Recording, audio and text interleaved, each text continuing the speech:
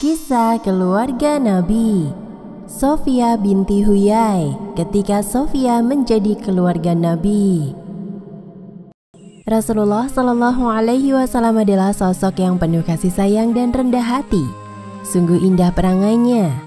Beliau memperlakukan setiap orang yang ada di sekelilingnya dengan penuh belas kasih dan kehangatan, dan membiarkan lawan bicaranya mengungkapkan seluruh isi hatinya. Demikian juga yang dialami Sofia binti Huyai. Setelah menjadi istri Rasulullah, ia benar-benar merasakan ketulusan dan kasih sayang Rasulullah Shallallahu Alaihi Wasallam. Rasa benci yang dulu ada di hatinya perlahan bisa luruh dan berubah menjadi rasa kasih sayang luar biasa kepada sosok Nabi Muhammad Shallallahu Alaihi Wasallam. Sofia pernah menceritakan bahwa ia membenci Rasulullah. Bagaimana tidak, beliau telah membunuh ayahnya dan suaminya terdahulu. Setelah mendengar cerita dari Sofia, Rasulullah berkata, "Wahai Sofia, ayahmu memprovokasi seluruh kekuatan Arab untuk membunuhku. Dia telah melakukan begini." Rasulullah menjelaskan dengan lembut kepada Sofia. Rasulullah terus memahamkan kepada Sofia sehingga rasa benci Sofia kepada Rasulullah benar-benar hilang. Lalu Sofia berkata kepada Rasulullah, "Tidakkah aku berdiri dari tempat dudukku sehingga aku menyatakan bahwa saat ini yang paling aku cintai adalah Rasulullah Shallallahu Alaihi Wasallam?" Sofia radhiyallahu anha melanjutkan perjalanan bersama Rasulullah Shallallahu Alaihi Wasallam menuju Madinah setelah melangsungkan pernikahan. Sofia merasa sangat bahagia karena selama ini tidak pernah terbayangkan olehnya akan menjadi seorang wanita mukmin, apalagi menjadi ummul mukminin. Bagi Sofia, sejak dulu memang sudah terbayangkan untuk masuk Islam. Salah satu riwayat menyebutkan ketika Rasulullah setelah menikahinya, beliau melihat memar biru di wajahnya. Rasulullah pun menanyakan asal-usul luka memar tersebut.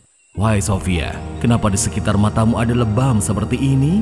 Waktu itu aku berkata kepada suamiku dulu, sesungguhnya aku bermimpi melihat bulan turun ke pangkuanku. Suamiku marah dan tiba-tiba dia menamparku. Seraya berkata, "Apakah engkau menginginkan menikah dengan Raja Yastrib itu?" Berita gembira tentang kedatangan Nabi Muhammad Shallallahu Alaihi Wasallam dan pasukannya dari perang Khaybar lebih dulu tersebar di Madinah, sehingga mereka beramai-ramai keluar rumah menyambut kedatangan beliau. Kaum muslimin tampak gembira, terlihat anak-anak juga bersuka cita. Sedangkan di sisi lain, orang-orang munafik menampakkan diri, tetapi dadanya sesak penuh kebencian. Mereka seakan-akan tercekik dengan kemenangan yang diraih oleh Rasulullah Shallallahu Alaihi Wasallam. Tidak ketinggalan, istri-istri Rasulullah Shallallahu Alaihi Wasallam juga bersiap-siap menyambut kedatangan Nabi Muhammad Shallallahu Alaihi Wasallam. Beliau telah diberi kemenangan oleh Allah Subhanahu wa Ta'ala dengan hati yang bersih, tekad yang tulus, dan jiwa yang jernih. Saat rombongan pasukan Muslim tiba di Madinah, Rasulullah tidak ingin membawa Sofia masuk ke dalam salah satu rumah istrinya. Maka beliau menginapkannya di rumah seorang sahabat terdekatnya, Haritsah bin Nu'man al-Ansori. Para wanita Ansor mendengar berita bahwa Sofia telah menjadi istri Nabi Muhammad Shallallahu Alaihi Wasallam. Mereka datang menemui Sofia sekaligus melihat kecantikan dan kesempurnaannya. Setelah Sofia radhiyallahu anha menempati rumah sendiri yang dibuatkan oleh Rasulullah Shallallahu Alaihi Wasallam, ia menunjukkan sifat-sifat baiknya kepada istri-istri Nabi lainnya. Sofia juga memberi sebuah hadiah kepada putri Rasulullah, Fatimah radhiyallahu anha. Sofia mempunyai anting-anting emas yang terpasang di kedua telinganya. Ia memberikannya kepada Fatimah. Sofia radhiyallahu anha memang wanita mulia yang cerdas dan pintar. Ia pandai dalam memberi kesan kepada orang-orang yang baru dikenalnya. Ia tahu betul bahwa hadiah akan memberi kesan sangat mendalam di hati setiap orang yang diberinya. Namun Sofia masih merasa sangat asing karena istri-istri Rasulullah belum bisa melupakan latar belakang keluarganya yang berasal dari kaum Yahudi. Akan tetapi Allah Subhanahu wa Ta'ala telah memuliakannya dengan kesediaannya memeluk agama Islam. Demikian kisah tentang Sofia radhiyallahu anha.